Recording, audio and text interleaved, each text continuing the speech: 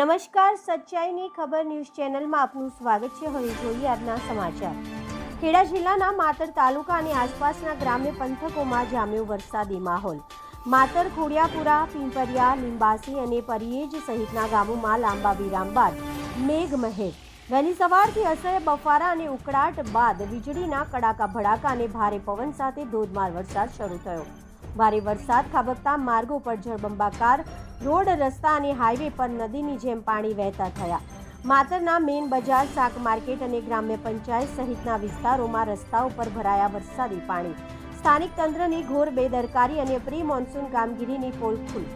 કોઈ કાળજી ન લેવાતા મેઇન બજારમાં પાણી ભરાતા લોકો પરેશાન બન્યા છે।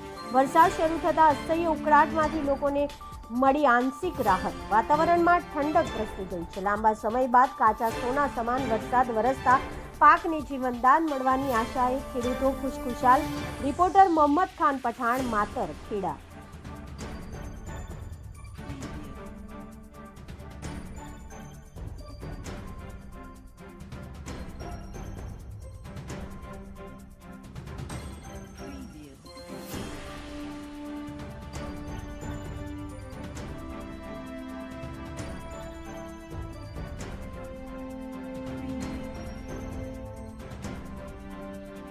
हम दिखाएंगे सच्चाई की खबर। चैनल को लाइक कीजिए, सब्सक्राइब कीजिए और हमारे साथ जुड़े रहिए।